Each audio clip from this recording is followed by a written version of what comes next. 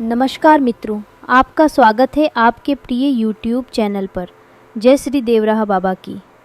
क्या आपने कभी उस संत का नाम सुना है जो सैकड़ों वर्षों तक जीवित रहे? क्या आप जानते हैं उस महापुरुष को जिनके चरणों में बड़े बड़े नेता, राजा महाराजा और साधु संत भी सिर झुकाते थे? क्या आप जानते हैं देवराहा बाबा के जीवन से जुड़ी वो बातें जो आज भी रहस्य बनी हुई हैं? आइए आज हम जानेंगे एक ऐसे दिव्य संत की कथा जिनकी जीवन यात्रा किसी चमत्कार से कम नहीं थी।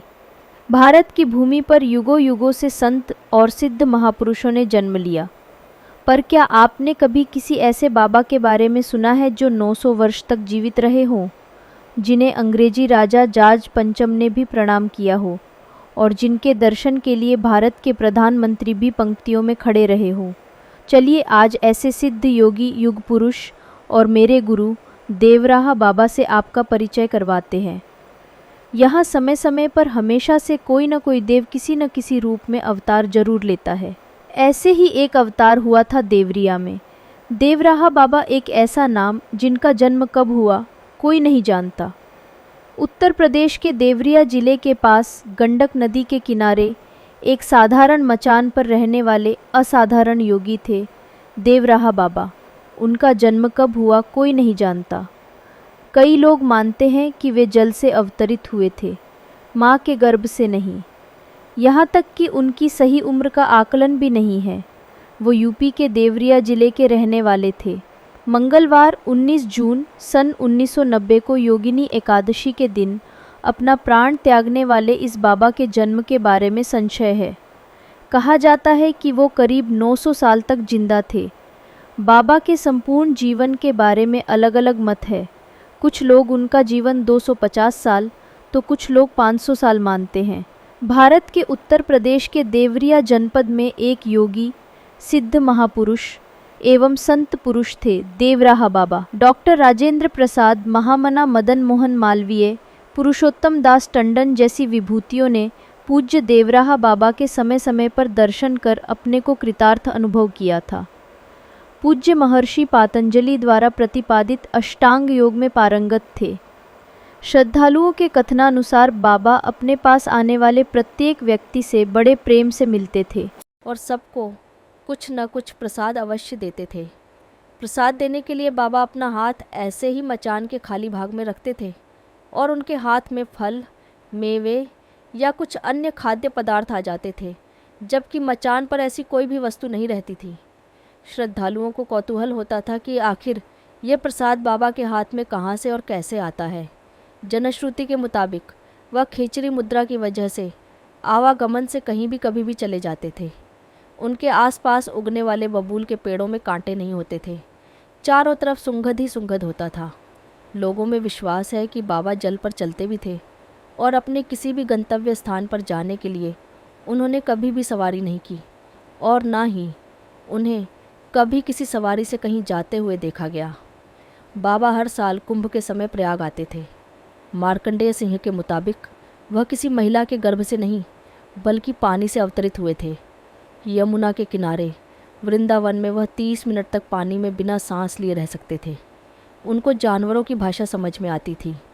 खतरनाक जंगली जानवरों को वह पल भर में काबू कर लेते थे। लोगों का मानना है कि बाबा को सब पता रहता था कि कब, कौन, कहाँ उनके बारे में चर्चा हुई। वह अवतारी व्यक्ति थे। उनका जीवन बहुत सरल और सौम्य था। वह फोटो कैमरे और टीवी जैसी चीज़ों को देख अचंभित रह जाते थे। वह उनसे अपनी फ़ोटो लेने के लिए कहते थे, लेकिन आश्चर्य की बात यह थी कि उनका फ़ोटो नहीं बनता था। वह नहीं चाहते तो रिवाल्वर से गोली नहीं चलती थी। उनका निर्जीव वस्तुओं पर नियंत्रण था।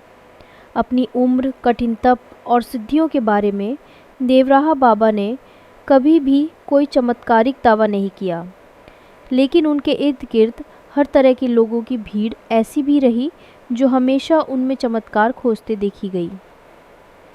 अत्यंत सहज, सरल और सुलभ बाबा के सानिध्य में जैसे वृक्ष, वनस्पति भी अपने को आश्वस्त अनुभव करते रहे। भारत के पहले राष्ट्रपति डॉक्टर राजेंद्र प्रसाद ने उन्हें अपने बचपन में देखा था। देश दुनिया के महान लोग उनसे मिलने आते थे। और विख्यात साधु संतों का भी उनके आश्रम में समागम होता रहता था। उनसे जुड़ी कई घटनाएं इस सिद्ध संत को मानवता, ज्ञान, तप और योग के लिए विख्यात बनाती हैं। मुझे अच्छी तरह याद है और मैं वहाँ मौजूद भी था।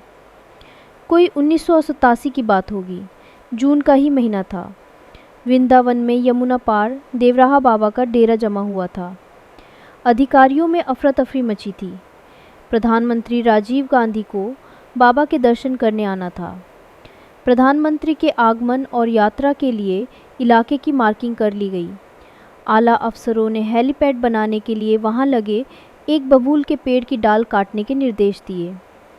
भनक लगते ही बाबा ने एक बड़े पुलिस अफसर को बुलाया और पूछा कि पेड़ को क्यों काटना चाहते हो।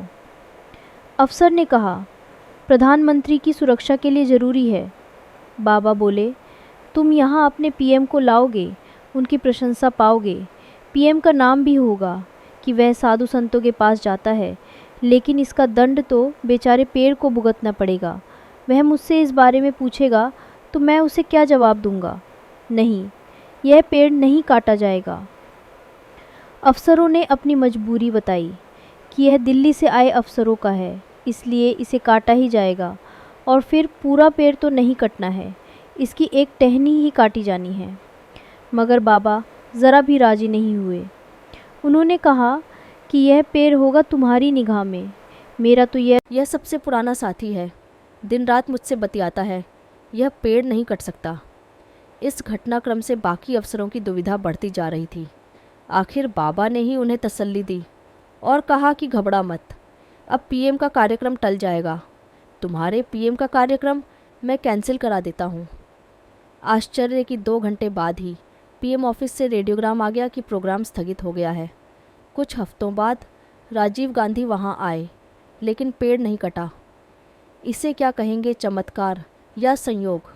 बाबा की शरण में आने वाले कई विशिष्ट लोग थे।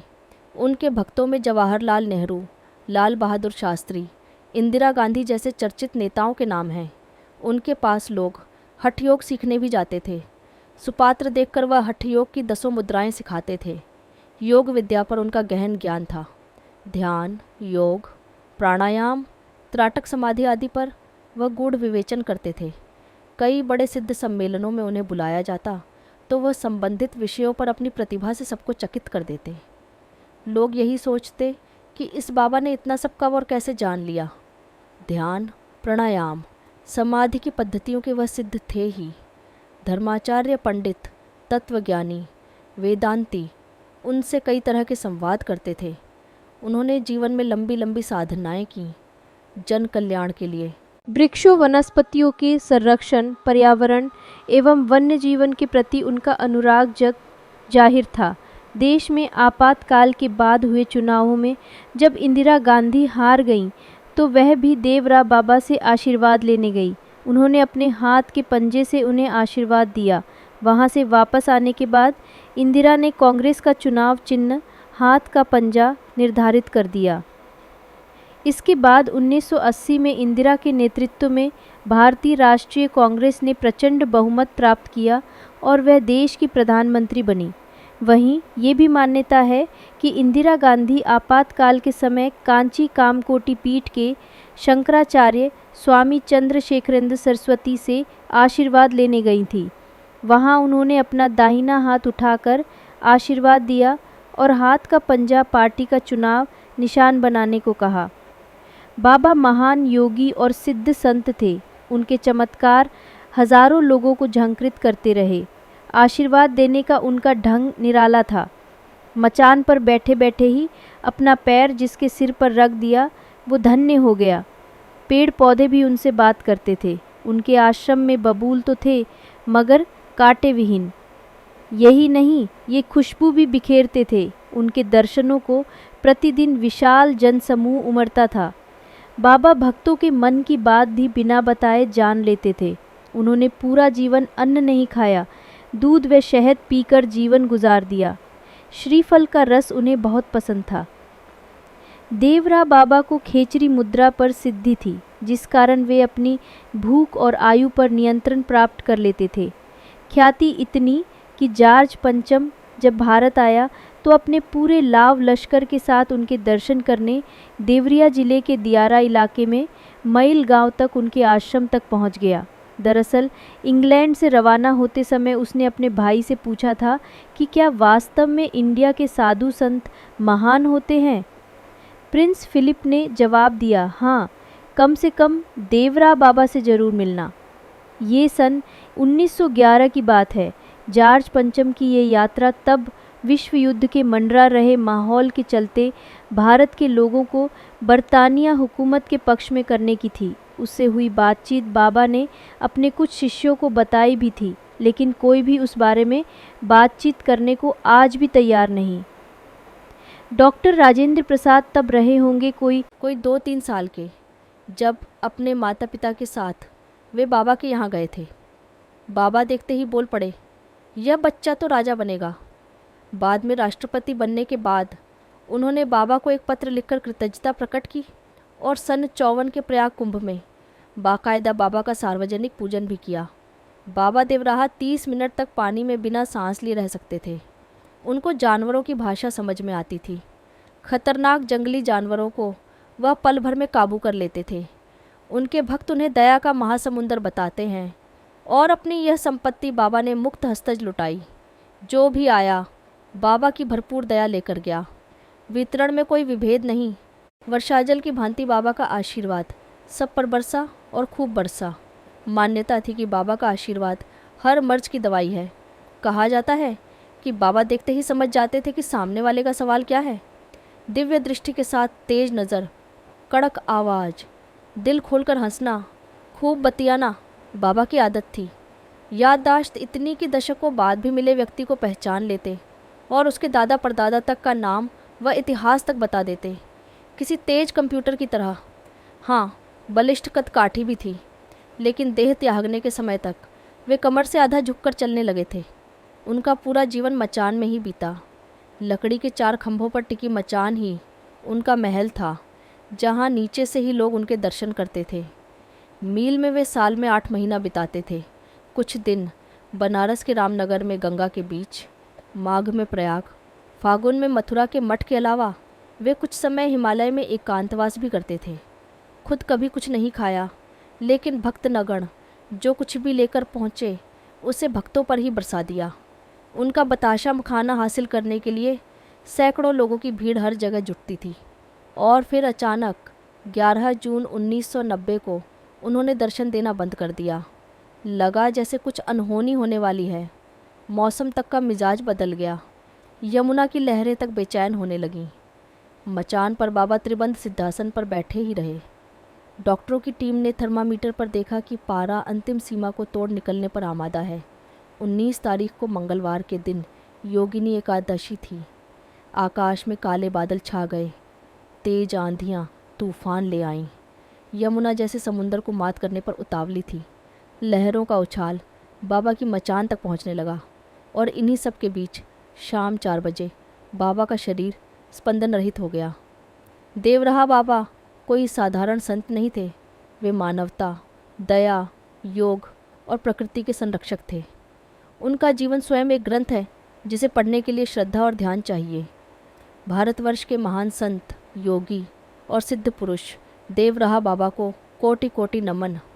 भारतवर्ष के महान संत देवराहा बाबा जी को कोटि कोटि प्रणाम।